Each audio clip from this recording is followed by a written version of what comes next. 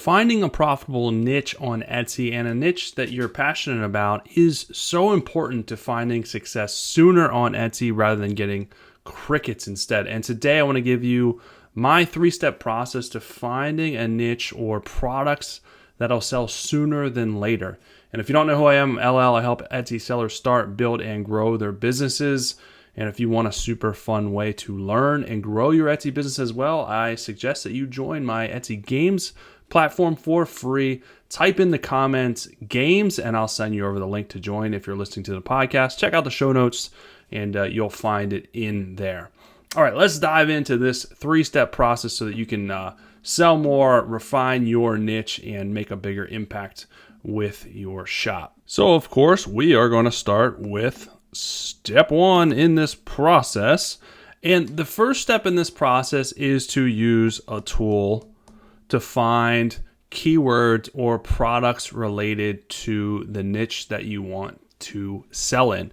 And this should be something that you're passionate about, right? We should do this because we're passionate about it, because things are inevitably going to get tough. And if something you don't care about, you're just trying to make a quick buck, it's going to be a lot harder for you, a lot harder to keep going when things get tough. But the reason we want to use a tool here is so that we're not shooting blind. So we basically have a target or a path to follow, to shoot for. So if you're searching for a gold coin, and I told you this gold coin was somewhere in your city, or I gave you a map to this gold coin and I showed you directly how to find it, which do you think you'd have a better chance of finding the gold coin? Of course, if you had a map. So you're using a tool to find keywords, to find and refine your niche is your roadmap. This is basically how you get from the starting point and you find your path to X, which is going to inevitably get you more money at the end of the day if you do this correctly. So there's many tools out there. They're all relatively the same. The top 2 are probably eRank. The top 3, eRank, Alora, Everbee. They're all basically give you the same information, more or less. It just comes down to which ones do you like, which ones do you find more comfortable to use. I think they all have free versions as well, so you can test them out. I've partnered with Alora before, so I do have that link below. But again, they're all pretty good. So any tool, you get the same information. And the information I'm talking about is keywords. So we're going to use keywords. We're going to do keyword research related to our niche to find keywords that we can then build products and product lines around. So this is kind of the missing, well, not the missing piece. It is the missing piece. What am I trying to say here? It is the piece that many people miss. So you want to find, is there an opportunity related to traffic? Because if there's no traffic, that means there is going to be no sales potential. So we want to at least see that there is sales potential in what we're looking for. Now, the keywords just have to be related. Your product doesn't have to be the exact keywords. If you have, if you're selling a dog leash that's new that no one offers, there's still dog leash keywords. If you're just like a dog split leash or something where it's your specific name, it doesn't matter. As long as you have an audience that you can put it in front of that has traffic, that's what you're looking for, and enough keywords. So you want enough high traffic keywords to give you enough chances, enough lines in the water. So really, we want to look for enough keywords that gives us at least 100,000 potential searches a month when combining all of the keywords. And some keywords you may find may have that type of sales potential. So here's a good example. So if you say you want to sell like wood pipe shelving, right? So you would just search for that and see what that keyword comes up with or related keywords in that niche. So if you do this research, pipe shelf has 12,000 searches a month. I already did this for you, so you don't have to sit and be bored going through my searches. Wood shelf has 90,000 searches a month. These are all keywords we can use in our listing. Floating shelves has a ton, 450,000 searches. And then farmhouse shelf has 1,000 searches a month. So not a lot, but Farmhouse is a little bit more of a specific audience, but coupled together, this is far more than 100,000 searches. And there's far more keywords that we can use. All the keywords combined will give you different opportunities. This is going to go to an audience. Wood shell is going to go to an audience. Floating shell is going to go to an audience. Farmhouse shelf is going to go to another audience. You're going to put more keywords than just that in your listing, with all opportunities to reach different audiences. Some have more search traffic than others, but combining all of these together will give you the highest potential for the highest imprints in search to be able to get found. So a lot of this really comes down to it is somewhat a numbers game. There is quality, obviously, how you're setting your listings up, what you're selling, the quality part is important too. But this is really the foundational element is, if you're looking to hit this niche, is there enough traffic potential to get? Now, the other kind of pushback on this is, well, there's a lot of competition. Yeah, anything that has decent traffic is going to have a lot of competition. That's just the world that we live in. Anything, anywhere, it's going to be really, really hard to find something that doesn't have a lot of competition. Now, there is an exception to this. There are a few niches with high search, low competition. These are really hard to find. So you can find them, but they're hard to find. And a lot of these are highly skilled or very specialized subject matter. So they take a lot of skill to produce the items, or they're very specialized subject matter. So don't chase these if you don't have a passion for it, because buyers are going to see right through this, and they're going to see that it's a money grab. A good example of this is if, say, two of your friends are talking about football, and you don't follow it, or soccer, or whatever. I don't follow soccer. So if I don't know anything about soccer, I know more about football. But if I two of my friends were talking about soccer and I never played it, I never watched it, and I tried to participate in the conversation based on what they were saying, it's going to be really watered down. It's not going to add any value to the conversation. They're probably going to be like, what the heck is this dude trying to do here? I'd rather him just not participate. It's the same thing online with listings or markets or niches that you try to break into that you're not skilled at, or you have no knowledge of. It's just going to be a really watered down version. So I would suggest to stay away from it. Don't try it. Stick with something that you know, something you're passionate about. The other thing that you would consider, is it a trend? I'm going to be talking about this in a couple of different ways in this episode because it is important, but is this a trend niche? Because if it is, it's not sustainable and it's going to come to an end soon. So look long term. There is a time and place to incorporate trends in what you're doing. But building a whole business around a trend is going to be really hard to do, and it's going to dry up really fast. It's going to be really stressful, and it's not sustainable. I want you to build a sustainable business that you're going to have 1, 2, 3 years down the road, not that you're going to close in 6 months. That's not my goal for you, all right? So that is step one. You're going to do that research, come up with, you can have a couple of different ideas, but dial into something that you think fits you best, you're the most passionate about, that has the biggest potential as far as traffic, and the biggest potential as far as growth. The other thing, part of this is going to be step 2. We're going to take this a little bit further and kind of really drive this point home. Is when you're looking at you find a couple of niche ideas, you honed in a couple of niche ideas. The other thing is then you want to start doing product research within that niche. And you want to determine, okay, what are you going to make? What are you going to sell? And then you're going to plug in those keywords to target that market. So can you build out product lines for that niche? This is really important. I'm going to hit on this a couple of times. Can you build out product lines for the niche? Because you want to be able to build out multiple products for that niche. Otherwise, it's a one-off product, and that's really hard to get sales. That's not sustainable business model. I'm going to hit on this a little bit more, but can you build out more than one product for that niche? The other thing is, what are the profit margins? All right, so you dialed in your niche. What's the profit margins of this niche? So you have to re-engineer this or reverse engineer this to determine the profit margins, especially if you've never done this before. So you have to see, what is it going to take to create these products? So again, if I have a pipe shelf, what are the material costs to create this? Hardware, the wood, the pipe, the screws. Is there a machine that I have to buy to make this stuff? Is there a machine cost? What's the total cost of everything? And then what's the selling price? What can I sell these for? What's the average selling price? And you can get averages. Alura, E-Rank, I don't know if E-Rank has it, but Alura has average costs in there for different products that you can kind of get an idea. You're always going to have to kind of nail this down, but you can come up with a loose idea of what can I sell this for, what's the market dictating, and then how much does stuff cost, and then fees, what are my profit margins. Again, there's fee calculators inside these programs as well. I know Alura has one. Probably the other ones have them too. All right, so we want to determine that, because if we run these numbers and the profit margin is not good, if the profit margin is like 5%, that's not good. That's not a sustainable business.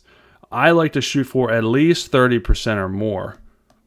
Now, this can come down, if your selling price, if you make something you could sell for $100, $200, then your profit margin can be a little bit lower because you're making more per sale. But you want to leave room on the bone. You want to have a good profit margin for fee increases, material cost increases. A lot of the things right now are killing businesses because they weren't set up the right way. Their profit margins are already low, and then everything with inflation went up. So it's killing businesses that weren't set up. It's killing all businesses. Don't get me wrong. It's making it tough for everybody. But if you're running on a 5% profit margin and then prices go up 10%, you're screwed, right? It's really hard. Your customers aren't going to like 15% raise to make up for the increase. You could have just had a bigger profit margin. And it dips in your profit margin, but hopefully that's temporary and you can find other ways around it. That's a whole another conversation for a whole other day. But profit margin is really important to considering your final product release that you're going to do. The other thing is there a high ceiling? If you're not watching this, I'm struggling writing ceiling. So is there a high ceiling for your niche, your products that you can put in your niche? Can you do 500 listings? Can you get to 1,000 listings? This is what I'm talking about. If you decide on your niche, wood pipe shelves or something like that, and you're like, well, I can only do 10 ever. 10 is my max. That's not good, right? That is not a good thing. You're going to have to be able to test, trial and error, put up a lot of listings. So if you can only max out at 10, 15, and 20, that's not a good niche to be in. You want to have the potential to get to hundreds. I'm not saying you have to do that, but you want the potential so you don't run into a brick wall and have nowhere to go. If you have the high ceiling, you can continue to take this and pivot and tweak it and do new stuff. That's good. There's a lot of wiggle room. There's a lot of different ways that you can go with your niche. But again, if you don't have the high ceiling, you're going to be stuck sooner than later, and it's not going to be a fun place to be in. The other thing to consider is inventory. Now, this is hard with handmade, especially. Can you operate with a lower inventory or even no inventory? POD, you can do no inventory, but again, it's a different business model. It's hard. It's even harder to grow POD because it's so much more competitive. But it is possible. Don't let me. I'm not trying to deter you. It is definitely possible. I've seen it done. But if you do handmade stuff, do low inventory. Don't go out and make 50 of one item. You know what I mean? Operate with low inventory before you can see if it works, see if it's going to sell. It's best to do made to order. If it sells, then you make it. Obviously, you got to take pictures beforehand, so maybe you have to make at least one, but don't go overboard. Don't make a lot. So operate with low inventory, especially if you don't know if the stuff is going to sell yet. That brings us to step 3 in the process. And this is the final step to this, and it's putting the research into action to prove your concept. So you want to start to build out your product lines. So start making a list of products that you want to create and start building out your product line. Start releasing a couple of products each week to test your market. So, for example, if your niche is pipe shelving, don't do. Well, let me back up. So product lines, this is kind of helping refine this. If your niche is pipe wood pipe shelving, don't do at least not to start. Don't do pipe bar shelf, kitchen shelf, bedroom shelf, bathroom shelf, specialized shelving, stuff like that. Pick one of these areas and do a product line. So your niche is pipe shelving, but your product line is going to be more defined than that. So you want to do, so say if you want to, your product line is going to be based on like bar shelving, then you could do, like a bar pipe shelf. You could do whiskey pipe shelf, different types of woods, different types of metals, different types of sizes, all fulfilling out that product line, 15, 20, 25 different products, all centered around the same theme, similar keywords, and that is a product line. And this allows us to load the deck and feed the algorithm more data faster and see what works faster. Rather than if you did a bunch of one-offs under that niche, it's going to be a lot harder to see which one's going to get more traffic, get more sales. It's easier to build out one completely. And then if you're going to figure out which of those do well, and then down the road, if you want to add a different sub niche in there, you want to focus on maybe bathroom shelving or kitchen shelving, build out those product lines, you can definitely do that. And here's I get some pushback on this, so I'm going to explain this a little bit further. Here's why I push product line build outs versus like one-offs versus trends, which I mentioned earlier, which is what I wanted to kind of bring this back up. So a lot of people talk about, I've seen a lot of people talk about where it's like, just do trend products or just, do this keyword research, but do products that you find, do like one here that's killing it. I find a product, someone's selling it, I'm going to knock it off, or I'm going to do something similar, and I'm going to do that, and then I'm going to move on to the next thing. And just my whole shop's going to be filled with different things that are doing well. I don't like doing it this way because it doesn't make your shop look great. It looks kind of like a yard sale. Your shop isn't niche-based or niche-based, and it doesn't give you a path to follow. You got to find the next best thing, the next biggest thing, the next trending thing. So it just becomes a lot harder. Now, you can work. You can do this and make sales, but again, I don't think this is a sustainable way to do things. And really, if you understand how SEO works, you wouldn't be so quick to jump on this method. You'll kind of understand how hard it is, not only to build a sustainable business this way, but to even get some sales this way. So if you have just to kind of drive this point home, if you have a trend-based shop, this is your shop and this is trends. You have this one product that you're basing, you have keywords in there, and it's a specific theme for whatever. Maybe it's a funny mom mug or something like that. Then it has with all the keywords, maybe it has, 50K potential search. And then you have like some type of baby blanket. Maybe it has 100K potential search. And then maybe you have, some type of wall art. Maybe it has, 75K potential search. And I'm just going by potential search in terms of the keywords that you have in there. But this is stuff, this is wall art. This is, funny shirt stuff, keywords. This is baby stuff. And these are data points, right? All the keywords in this listing are probably going to be related to wall art. Whatever the wall art is, whatever. Funny shirt, same thing. There's going to be multiple keywords all related to that with all data points. Baby, all those data points in there, right? So that's your shop and you're focusing on those different trends. Now, the flip side, if you have a shop that is, the niche is wall art, and specifically maybe lake wall art, because you're building out product lines. So you have all of these listings related to this different, maybe this one's like Michigan lake wall art. Maybe this one's like, maybe this one's another lake, whatever, or it's like a wooded lake wall art, mountain lake wall art, whatever the case may be.